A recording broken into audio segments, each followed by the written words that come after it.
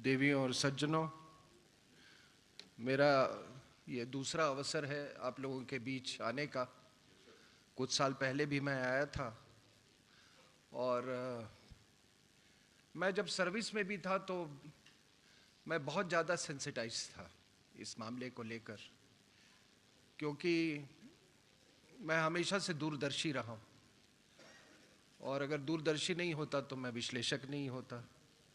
मैं विश्लेषक नहीं होता तो आप मुझे जानते नहीं, वरना मेरी तरह तो फौज में बहुत लोग हैं, मेरी तरह बहुत लोग RANW में उन्होंने अपनी सेवाएं दी हैं।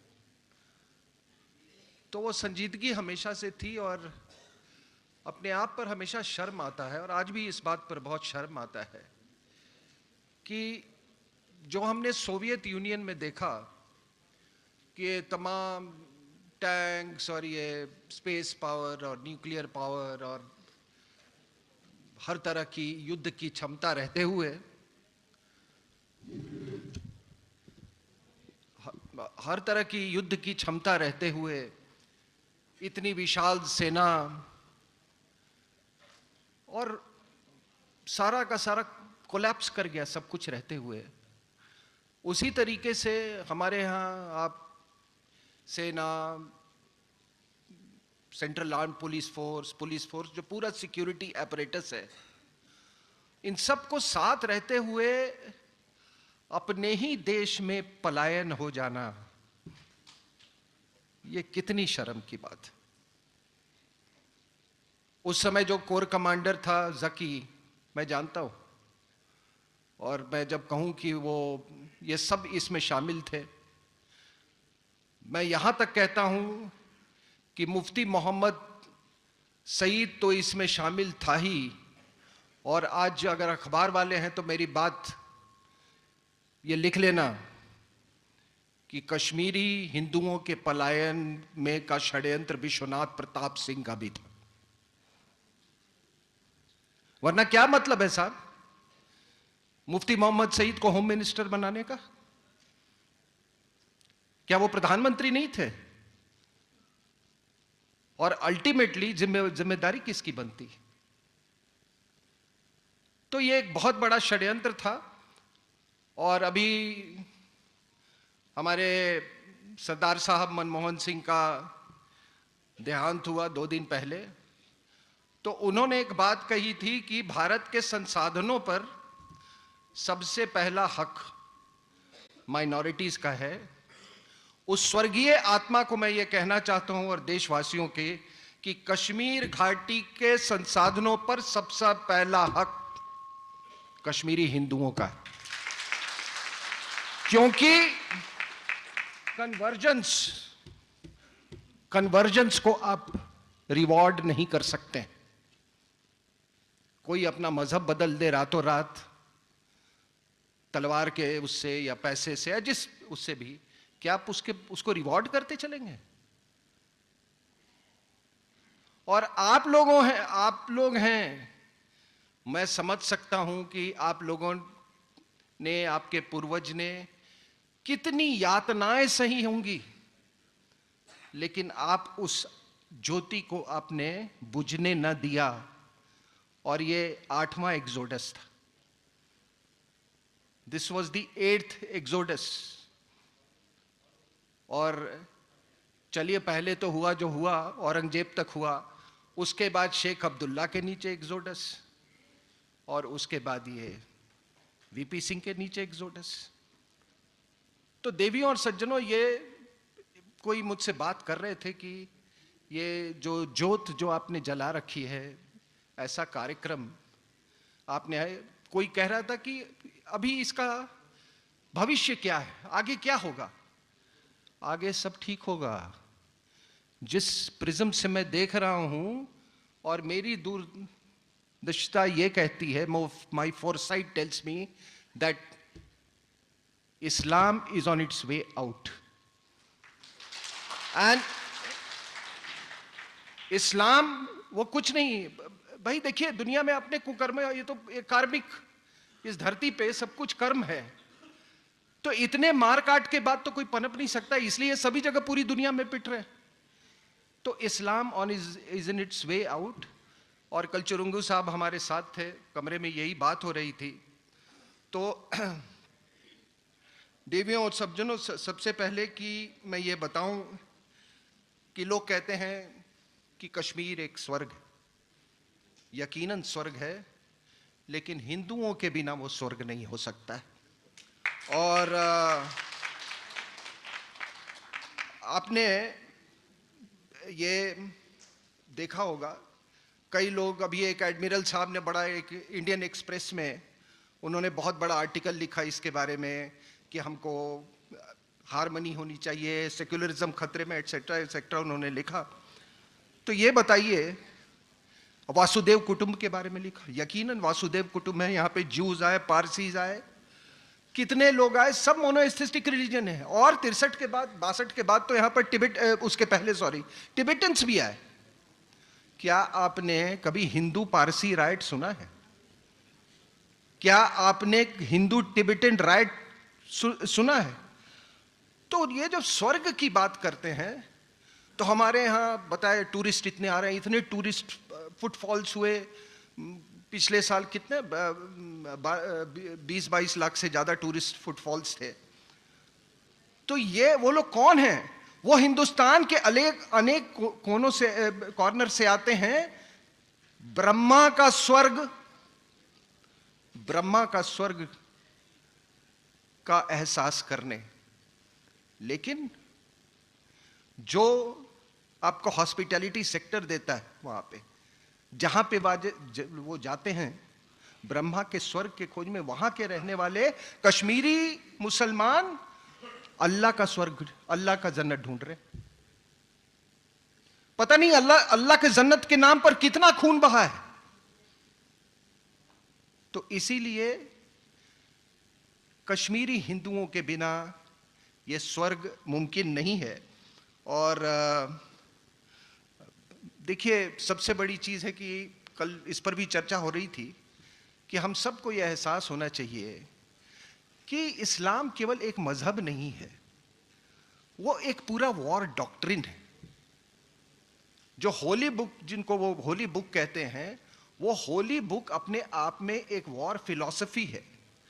वो मूर्तियों के खिलाफ हैं, मूर्तियों के खिलाफ हैं तो वो हमको बुत परस्त कहते हैं, बुत परस्त कहते हैं तो हमारे मंदिरों के खिलाफ हैं। और उनका जो मजहब है वो कहता है कि मंदिरों को ध्वस्त करना उनका कर्तव्य है।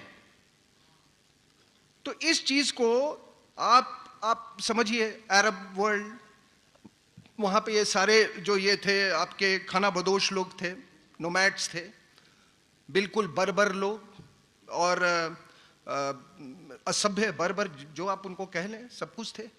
और ये फिलॉसफी देके, वहां भी पहले बुत परस्त लोग बहुत थे, ये फिलॉसफी देके उसको पूरे ये जो असभ्य जो ये लोग थे, नोमैड्स थे, उनको एक वॉर मशीन में तब्दील किया गया।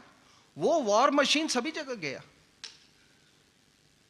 635 में ये आपका आज का जो सीरिया है उस पर कब्जा, उसके 3 साल बाद जेरूसलम में, फिर इजिप्ट में, और फिर 40-50 इधर पर्शिया, बाइजेंटाइन, ठीक है ना, कॉन्स्टेंटिनोपल इसको।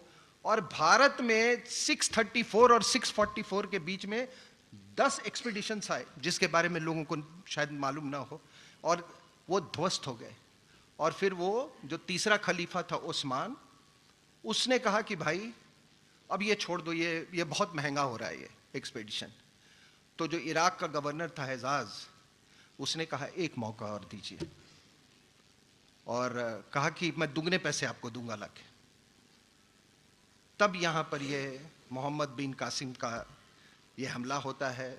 आप सबको मालूम है कलमा पढ़ के कैसे राजा दाहिर का सर कत्ल किया गया, कैसे महिलाएं यहाँ से वहाँ, जो इनका जो कुरानिक जो डिस्ट्रीब्यूशन ऑफ वॉर बूटी है। अब यहीं पे बहुत बड़ा फर्क आता है। मैं हर मंच से ये बोलता हूँ कि अगर आपको ये पता चले कि भगवान राम लंका गए और वहाँ से उन्होंने ढेर सारे सोना चांदी और सबको उठा के ले आए, आप उनको भगवान मानेंगे? मैं तो नहीं मानूंगा। लेकिन यहां पर तो कुरान कहता है कि लूट को कैसे डिस्ट्रीब्यूट करना है। 2 हिस्सा घुड़सवार को जाएगा, कैवलरी को जाएगा, एक हिस्सा जो है वो इन्फेंट्री को जाएगा, एक हिस्सा वो खुद जो सोल्जर है वो रखेगा, और एक हिस्सा वो मुखिया को देगा। तो ये एक, जिसको हम लोग कहते हैं ना, ये चाइनीज का एक कॉन्सेप्ट है, टोटल वॉर। कोई मतलब, हम तो उसमें टोटल वॉर का मतलब है कि भाई हम कन्वेंशनल भी, नॉन कन्वेंशनल भी, न्यूक्लियर भी, बायोलॉजिकल भी, केमिकल भी। लेकिन ये जो कुरानिक वॉर जो है, टोटल वॉर, इसमें सब है। इसमें आपका कत्ल भी, इसका महिलाओं का रेप भी, आपका मंदिरों का डिस्ट्रक्शन भी, उसका। तो आज से, उस समय से लेकर और आज तक मोहम्मद बिन कासिम का तो कुछ नहीं बदला है। तो कृपया इस चीज को समझें। और जो हमारे यहां सिक्योरिटी प्लानर्स जो हैं, उनके लिए सबसे पहला प्रिंसिपल ऑफ वॉरफेयर है नो योर एनिमी। तो इस बात को आप समझें। तो अब भाई आप कहां कहां छोड़ोगे, आप बताओ। आप अफगानिस्तान छोड़ा, पाकिस्तान छोड़ा, पाकिस्तान के बाद आपने कश्मीर छोड़ा, कश्मीर के बाद अब केरल और बंगाल छोड़ने की तैयारी है। कहां कहां छोड़ोगे? लेकिन बौद्धों ने एक देश नहीं छोड़ा। क्यों? म्यांमार नहीं छोड़ा। कारण इसलिए कि उनके यहां एक विराथू था, जो कि हमारे यहां नहीं। विराथू का नाम आप लोग सुना है ना आपने, जो बौद्ध भिक्षु है वहां पर, ठीक है। तो ये कहां कहां आप इसको छोड़ते चलेंगे। अब कई लोग मुझसे पूछते हैं कि आखिर कश्मीर हमारे लिए क्यों इतना इंपॉर्टेंट है। ये मसला केवल आपका और हमारा नहीं है, आपका केवल नहीं है, पनून कश्मीरीज का नहीं है, ये केवल कश्मीरी हिंदुओं का ये मसला नहीं है। आप देखें कि कैसे जो कश्मीर में होता है, वो कैसे उसकी गूंज कहां कहां होती है। तो देवियों और सज्जनों, शायद ये हमारी स्मृति से चली गई है या इसको रिकॉर्ड नहीं किया गया। मैं आपको बता दूं, जब दिसंबर 1963 में जब ये हजरत बल का जब क्राइसिस हुआ था, ये तो मूर्ति पूजा में मानते नहीं है, लेकिन मोहम्मद साहब की एक बाल के पीछे आपको मालूम है कितना बड़ा हंगामा हुआ था, ठीक है ना। तो दिसंबर 1963 में जब ये हुआ, तो उसका जो रिवर्बरेशन जो था वो बांग्लादेश में हुआ। और कहां? तो बारीसाल, खुलना, ढाका, इन सारे इलाकों में आग लगा दी गई। ढाका में हिंदुओं को ट्रेन से उतार कर उनको मारा गया। सिलहट में 35 टी गार्डन्स, जिसमें मोस्टली जो वर्कर्स थे वो हिंदू थे, उनको जबरदस्ती, वो झटका मीट खाने वाले, उनको गाय का मांस खिलाया गया, उनको कन्वर्ट किया गया, और एक बहुत बड़ा पलायन हुआ। और भारत में उन्हें बसाया गया दोबारा। मध्य प्रदेश में आज का जो इलाका जो है, छत्तीसगढ़ का, उड़ीसा में, कई जगहों पर। तो आप देखिए कि बांग्लादेश में आज क्या हो रहा है, वही चीजें देखने को मिल रही है। तो कुछ भी तो नहीं बदला। तो कश्मीर में अगर कुछ होता है तो उसका असर आप देखिए पूरे हिंदुस्तान पे पड़ता है। और जब हम स्वर्ग की बात करते हैं यहां पे, तो स्वर्ग कब था? गोनंद से लेके ये आपका लोहारा डायनेस्टी, जब तक ये हिंदू का राज था, ये जगह स्वर्ग थी। और कृपया उसके बाद का मुझे कोई पीरियड बता दे कि जब कभी सुख शांति यहां पे रही हो। मोहम्मद बिन कासिम आया तो मुल्तान, यानी कि मुल्तान में एक बहुत बड़ा एक सूर्य का मंदिर था। और उसके बारे में ह्यूएन सांग ने लिखा है, इतना भव्य मंदिर सोने का, और मतलब वहां सेलिब्रेशंस, नाच गाना, उसमें राजा भी, एरिस्टोक्रेट्स भी आते थे, सभी तरह के लोग आते थे। मतलब इतना वो वैभवशाली वो मंदिर था। उसको तोड़ा उसने, और फिर 700 साल के बाद आपके हम मर्तंड का मंदिर तोड़ा, तो 700 साल में तो कुछ नहीं बदला। फिर आगे 700 साल में कुछ नहीं बदला। तो ये देखिए, ये क्या है कि आजकल संभल जो है बड़ा न्यूज़ में है। एक मुफ्ती मोहम्मद सईद था जो होम मिनिस्टर था, उसके निगरानी में पलायन हुआ उसके षड्यंत्र से, और उसके 12 साल पहले 1978 में एक डिस्ट्रिक्ट मैजिस्ट्रेट होता था फरहत अली संभल का, उसके षड्यंत्र से वहाँ हिंदू बिजनेसमैन का पलायन हुआ संभल से, जो कि आजकल न्यूज़ में। और वो लोग भी पलायन करके उनको मुरादाबाद जाना पड़ा था, जो कि आज वो मुस्लिम मेजॉरिटी ये हो गया है। तो देखिए अभी क्या है, हमें बस 5 मिनट और लूँगा इसमें कि, और ये बात आप लोग बड़े ध्यान से सुने। बार बार स्टेटहुड की बात आती है, JNK की। तो J&K बीच में एक शब्द है and. Andaman and Nicobar island बीच में शब्द है and. Andaman and Nicobar island 2 द्वीप हैं। क्या जम्मू और कश्मीर भी 2 द्वीप हैं? बिल्कुल बिल्कुल, ये 2 द्वीप हैं। वो ऋषि कश्यप की भूमि है, ये जम्बू लोचन की ये भूमि है। और इसमें लिंक कौन है? इसमें लिंक है कश्मीरी हिंदू। तो जब तक ये लिंक दोबारा स्थापित नहीं होगा, JNK के स्टेटहुड का तो कोई सवाल ही नहीं उठता है। दूसरी बात, आप कश्मीर का थोड़ा आप जियो पॉलिटिकल सिचुएशन, उसका लोकेशन देखिए आप कश्मीर का। ईस्ट में तिब्बत, नॉर्थ ईस्ट में सिंकियांग, ऊपर चले जाएं सेंट्रल एशिया, उसके ऊपर चले जाएं रशिया, वेस्ट में आ जाएं पाकिस्तान, और ऊपर चले जाएं उधर से तो उधर अफगानिस्तान, फिर वेस्ट एशिया। यह है इसका जियो स्ट्रैटेजिक लोकेशन। तिब्बत, जिसको रूफ ऑफ द वर्ल्ड कहा जाता है, आपको मालूम है कि कितना अहमियत रखता है ये।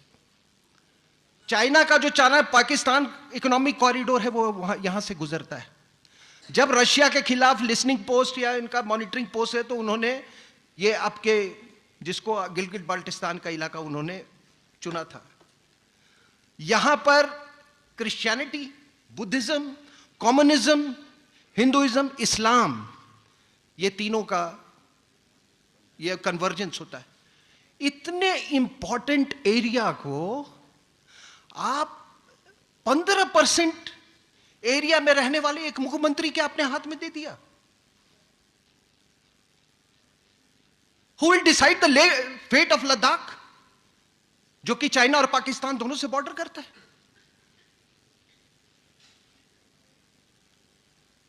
मतलब एक 15% एरिया में रहने वाला मुख्यमंत्री वो तय कर रहा है कि ये इतने सारे जियोपॉलिटिकल फोर्सेस के साथ हमारा इंटरफेस क्या होगा। ये हो नहीं सकता है। इसलिए ये जब तक इसको हम जियोपॉलिटिक्स और स्ट्रैटेजिक नजरिए से इसको दुरुस्त नहीं करते हैं, स्टेटहुड का कोई सवाल ही नहीं उठता है। और देवियों और सज्जनों, आखिरी में एक आपने अभी देखा होगा, और ये बात बहुत ध्यान से समझने की ये है, आपने देखा होगा कि अभी जर्मनी में एक शहर में, बर्लिन से कोई 160-180 किलोमीटर दूर, मैट्सबर्ग क्या नाम है उसका, वहां पर एक शख्स जिसको तालिब कहते हैं, उसने BMW उठाया और क्रिसमस के दिन वो क्रिसमस के बाजार लगते हैं, पूरे यूरोप में ऐसे बाजार लगते हैं, छोटे शहरों में, बड़े शहरों में, जैसे हमारे यहाँ दिवाली मेला होता है। और वो रौनते हुए वो चला गया। वो 20 साल से वहां रह रहा था, जर्मनी में। पेशे से वो एक साइकेट्रिस्ट था। वो अपने आप को एथीस्ट जताता था। उसको लोग अपने आप को इस्लामिक बेटर, इस्लामिक हेटर जताता था। और वो जो राइट विंग है उसका टोस्ट बन गया था। वो इतना बड़ा टोस्ट बन गया था कि बीबीसी भी उसका इंटरव्यू उसने लिया था, जबकि सऊदी अरेबिया ने उसको वार्न किया था, जर्मन अथॉरिटीज को, कि ये आदमी ये रेडिकल है, एक बड़ा अजीब तरह का रेडिकल है, इसको एक्स्ट्राडाइट कीजिए। उन्होंने नहीं किया क्योंकि सऊदी अरेबिया ने कहा था। अब आपको मालूम है वहाँ की जो फिलोसी, क्या नाम है उसका, होम मिनिस्टर, जो इंटीरियर मिनिस्टर है, उसने कहा कि ये इस्लामोफोबिया का ये नतीजा है, ये जिहाद का नतीजा नहीं है। बिकॉज ही वॉज इस्लामोफोबिक, उसका नतीजा है। ये जो नया आपका जो लीडर बना है सीरिया का, जिसने सत्ता अख्तियार किया है, जोलानी, ये क्या कहता है कि मतलब जो एपोस्टेट हो जाता है वो टेररिस्ट हो जाता है, यानी कि जो इस्लाम छोड़ता है वो टेररिस्ट हो जाता है। Now look at the narrative that is being build. और ये नैरेटिव, ये आपके पास भी ये नैरेटिव आ गया है, इस पर ध्यान रखिएगा। 2019 मार्च 15, 2019 को न्यूजीलैंड के क्राइस्ट चर्च में एक मॉस्क में एक व्यक्ति आया, उसने 40-50 नमाजियों को मार दिया। तो यूएन में एक रेजोल्यूशन लाया गया कि 9/11 के बाद दुनिया में लोग मुसलमानों के प्रति बहुत डर पैदा, वो फियर फैक्टर हो गया है, और ये होगा, और इस्लामोफोबिया लोगों में हो गया है। तो वो इस्लामोफोबिया, उसका स्पॉन्सर कौन था? इस रेजोल्यूशन का स्पॉन्सर था पाकिस्तान, दुनिया का सबसे बड़ा स्पॉन्सर ऑफ टेरर। तो हमारे यहाँ जो हमारे डेलीगेट थे, जो डेलीगेशन हेड कर रहे थे, या हमारे जो रिप्रेजेंटेटिव थे, उन्होंने कहा कि आप इसको इस्लामोफोबिया क्यों कह रहे हैं, इसको रिलीजियस फोबिया क्यों नहीं कहते हैं? हमारे भी मंदिरें तोड़ी जाती हैं, हमारे भी लोग टारगेट हो रहे हैं, सभी जगह टारगेट हो रहे हैं, कनाडा में हो रहे हैं, ऑस्ट्रेलिया में ये हो रहे हैं। तो एक ये नया नैरेटिव चलाया जा रहा है इस्लामोफोबिया का, और ये नैरेटिव इसीलिए चलाया जा रहा है कि एक इस्लाम को एक नया, एक आप तक भी आएगी, इससे सावधान रहिएगा। और आप इसी तरह से पनून कश्मीर का जोत जलाने लगें, जलाते रहें, और मंजिल दूर नहीं है। मुझे सुनने के लिए बहुत बहुत धन्यवाद। रंग देने की कोशिश की जा रही है कि जिहादी जो हैं वो टेररिस्ट नहीं है, जो लोग इस्लामोफोबिक हैं वो टेररिस्ट हैं।